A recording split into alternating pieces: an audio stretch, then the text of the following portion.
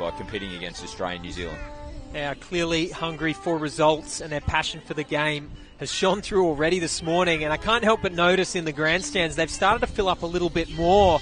I believe that potentially a school group has come down to watch the action here on a Friday. That's one heck of an excursion. I wish I had cool teachers like that back in my day when I was at school, getting to skip out of class and come down and watch some international footy. That would have been amazing. A game underway here, and it's Japan in possession. Japan and through the centre of the park. Good signs early here. In their first few touches, excitement from the sideline as well. Lots of support coming from the box. They've almost found some space through there. It's the number 2, Qureshi, who was looking to go herself. Had everything to play for in that first set as they put their feelers out. See if they can start to find some holes in this typically robust Australian defence.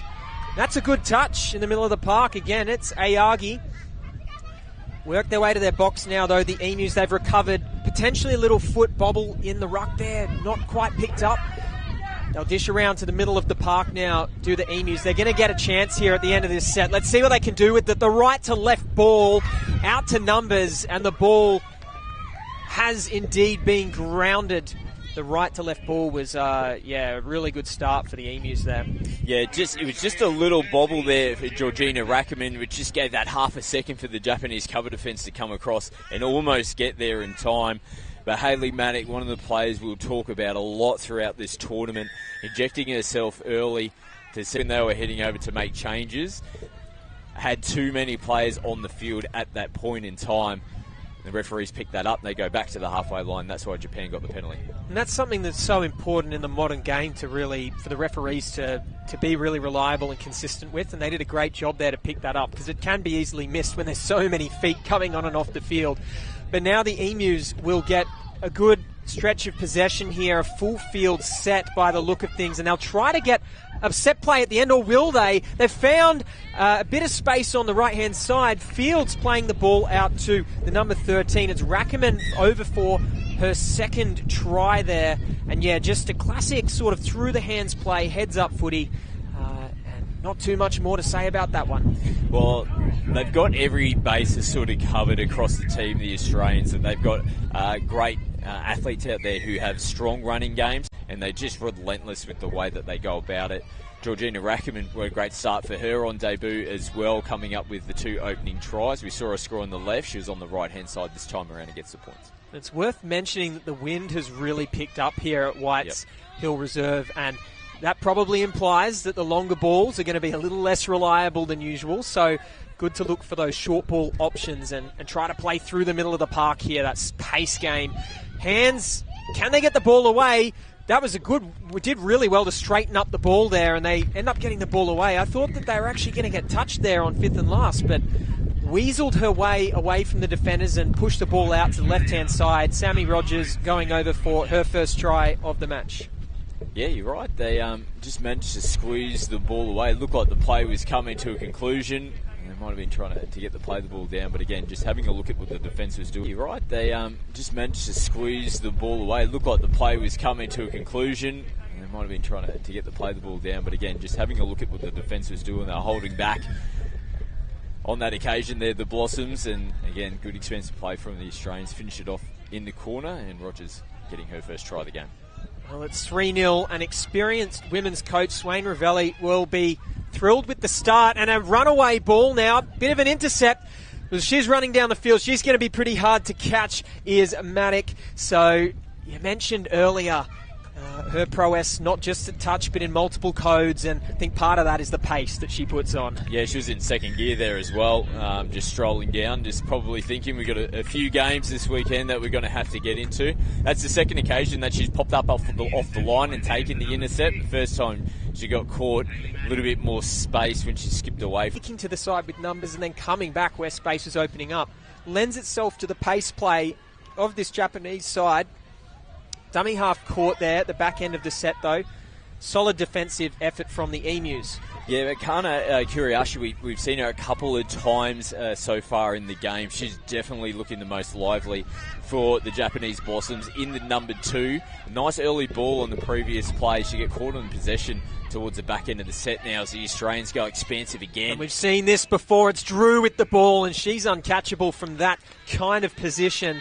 Sweeps on the back, and we saw earlier in the game where they had to play that extra ball out to the wing, but this time Drew sweeping on. I believe Susie played one of the balls across the face there, probably made the call. We've got heads-up footy going on here.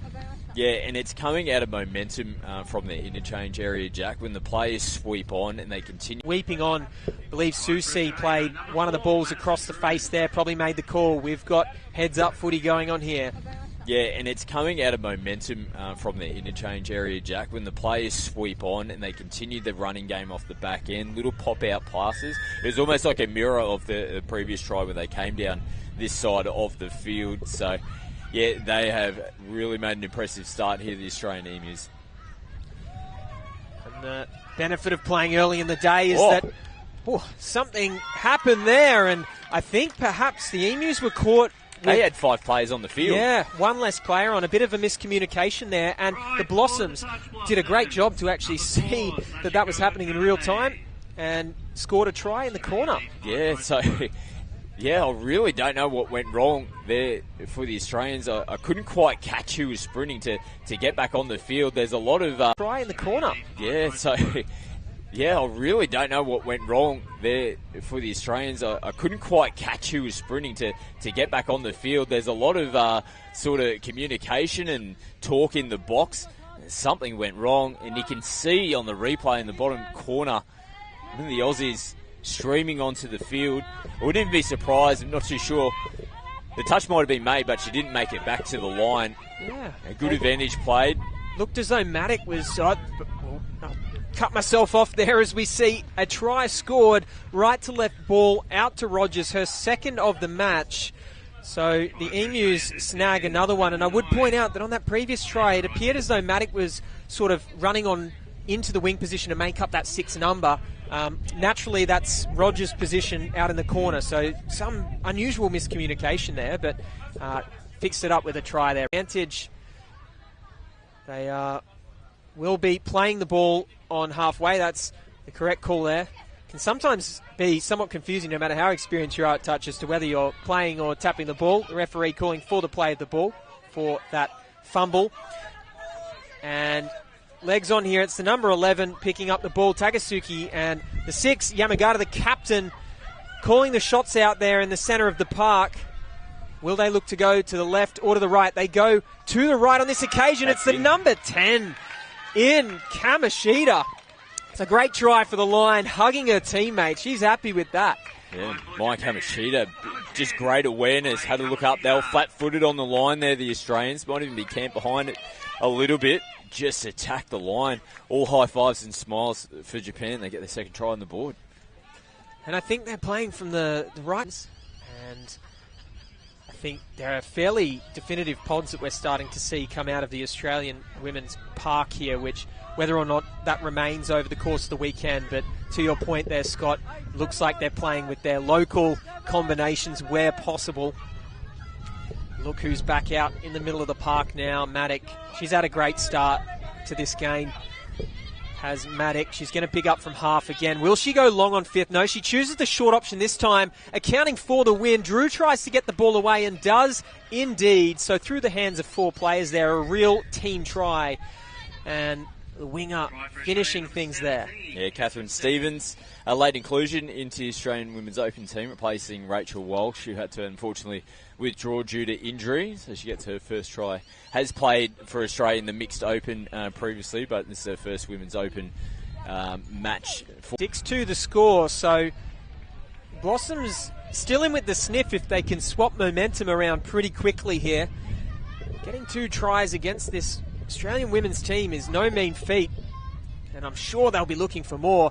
That's a nice little fake there to make the extra metres down the line. Rachel Jeffs, another player byproduct of the Hunter Hornets at National Touch League recently. Filds with the ball, plays long to Rogers, and they've got the ball down. It almost looked like the ball was going to ground, but Rogers does well to just pluck the ball off the ground and put it over the back of her head for her third try of the match. Yeah, caught that one pretty much lying down out there. Sammy just having a nice little rest. Had to, like you said, look like she might have been short on the first occasion and just threw it over the back of the head. To get the points. Doesn't matter how you get there, Jack, as long as you get there in the end. A try is a try indeed. And speaking of tries, can the Blossoms cut through again here? I've been pretty impressed by their attack in this first half. 2 tries on the board and some dangerous players. One of those, of course, is Kura Aishi, who's been nothing but trouble for this Emu's defence, and once again calling the shots. Going to play the ball there for the Six. It's Yamagata. And straight away back, it's Kura Aishi. She's just going for the line time and time again. And it's a brilliant effort there. They've got 3 on the board now, so this is heating up. Oh, she's a live wire. Lovely little short side play. We'll try and have another little look at the replay, but took on the short side, and you can see figuring out their numbers now. It's going to be Maddock again, playing that right to left ball, but the ball's probably gone slightly forward there. That will be the call of the referee. Their combinations are starting to connect, though, the Emus. You can see where their go-to plays are. In this pod, of course, Maddock has been the chief player so far, picking up from half and playing long. But this time it will be Carney with a tap. They've got plenty of space on the left. This should be a simple try for Maddock in the middle of substitution, and the mistake made. That's an unfortunate one. Sometimes these things happen in touch. Yeah, miscommunication for Japan there in defence. They had 3 players completely unmarked out there on the left-hand side of the Emus, and put the ball straight through the hands. Simple football. Season rollover, you won't get too many easy. To make it work. 5th and last has been called there, so she wasn't sure if the touch had been made. They'll look to kill the ball in the corner. Files will pick up the ball for the Emus from half to Susi. Dishing wide, Sargent with a nice run there. Bit of lateral movement there at first, but straightened up. Drew charging on through the centre of the park. Rogers picks up. Dishes there, of course, to Mai. And look who it is. Oh, it's the number 16, Tiani Bryce. Has she got the ball away there? She has indeed. And that's to Mai.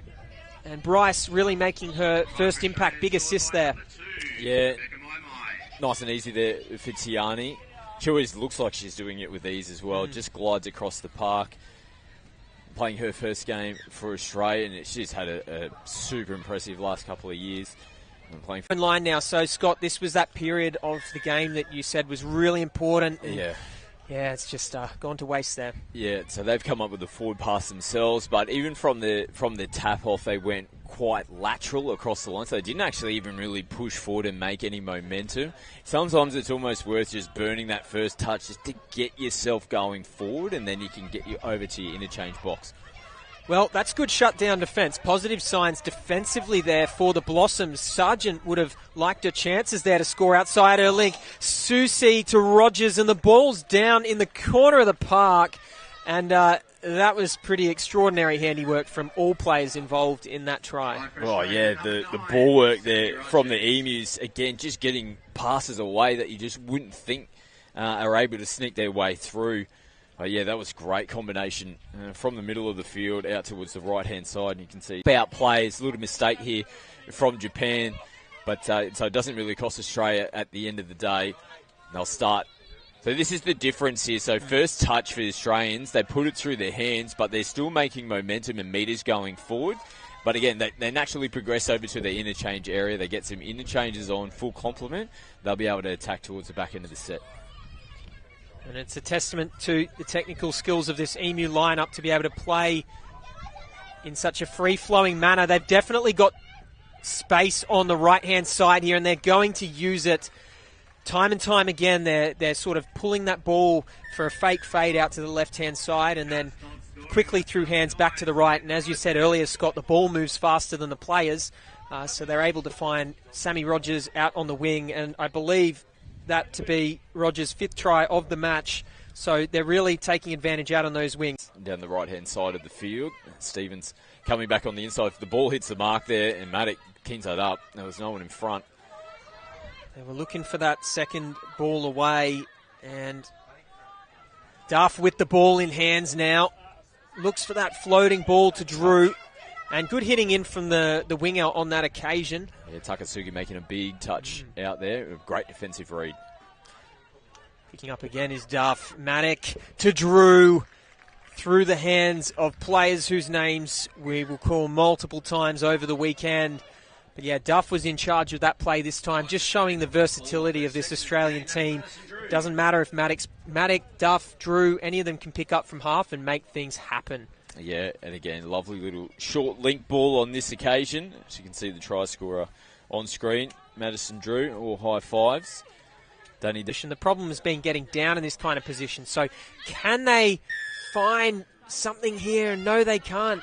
So they've lost the ball there. Yeah, so what happened on that occasion was the touch wasn't actually affected when the roll ball was made. So the penalty does go to the Australians. There needs to be contact before the play of the ball is affected. Aussie's coming out of their line. Drew will pick up as we see this pod come on. But flexible pods making their work done here, and that's a captain's assist for Susie and a try for Sammy Jo Curtis. Her first of the game. Just nice direct play from the Emus as they run on from the box. Yeah, 100% right there, Jack. It was a great start, great set from the opening touch in that one. They just transitioned all the way downfield. Just having that sweeper running around, whether they're receiving the ball or not, it's just important. You want the defence standing there looking out of the corner of their eye going, are they really going to play that ball? And that's when your strike players or your danger players like Kuraishi can have a red-hot crack at the line and the defence is just not ready for it.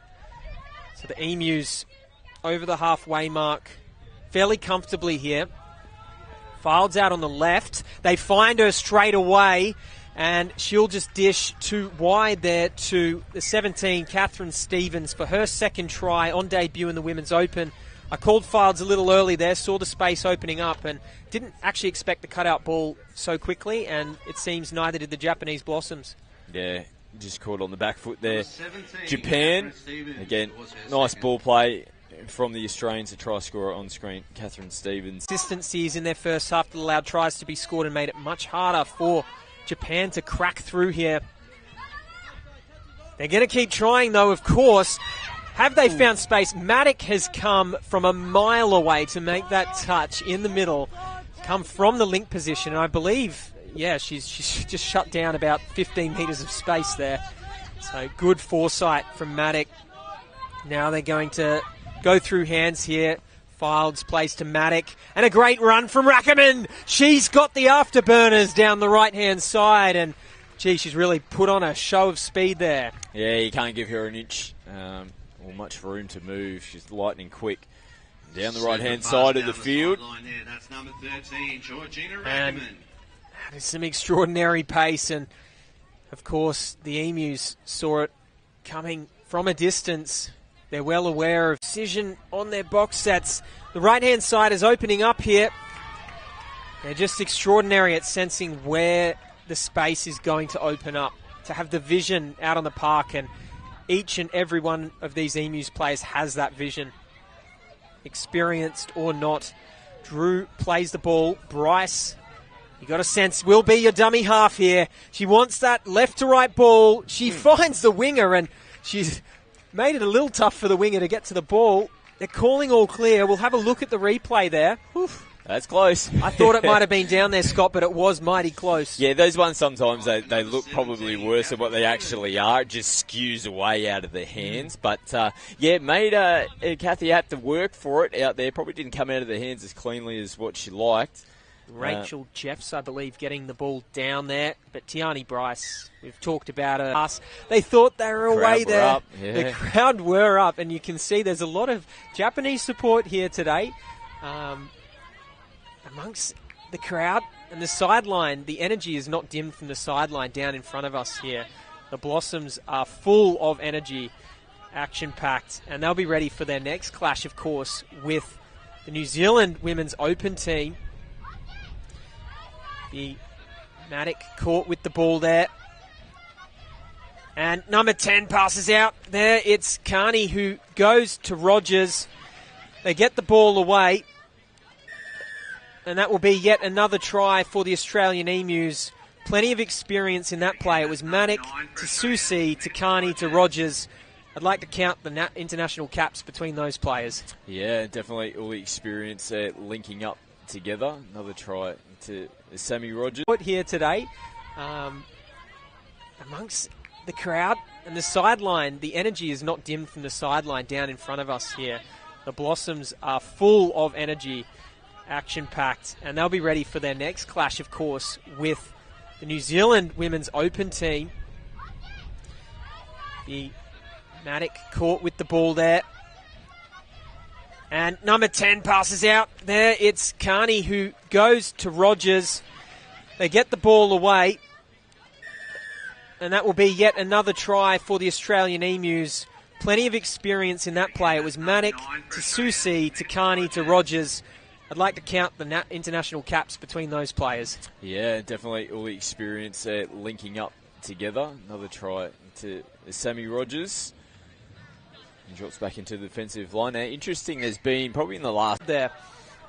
Good touch all round.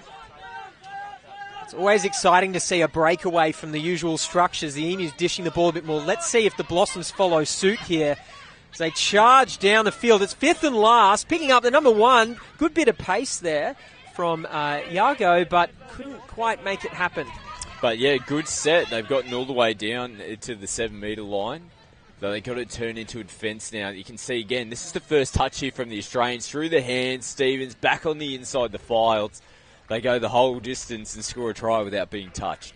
That's super impressive from the Australians, and that's what they can do to you. And right before the full-time siren. And the siren goes with a pretty big scoreline in favour of the Australian Emus over the Japanese Blossoms. Probably the most notable thing in that half, I think, was the Emus managed to tighten. Now you can see again, this is the first touch here from the Australians. Through the hands, Stevens back on the inside the fields. They go the whole distance and score a try without being touched. That's super impressive from the Australians, and that's what they can do to you. And right before the full-time siren. And the siren goes with a pretty big scoreline in favour of the Australian Emus over the Japanese Blossoms. Probably the most notable thing in that half, I think, was the Emus managed to tighten things up and leave their try line untouched in that second half. And they settled into their own, scoring far more tries in the first half. So yeah, it's going to be exciting to see these teams clash once more and the adjustments made. Scotty, what did you think of that one? Yeah, no, it was a good game. Definitely from the Australian Emus, a great way to start their campaign.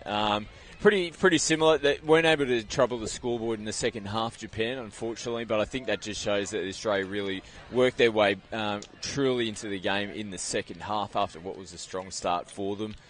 Positive signs, like we've said throughout the game, from the Blossoms, and they'll be looking to improve on a few little aspects against New Zealand. Really looking forward to their match against New Zealand a little bit later.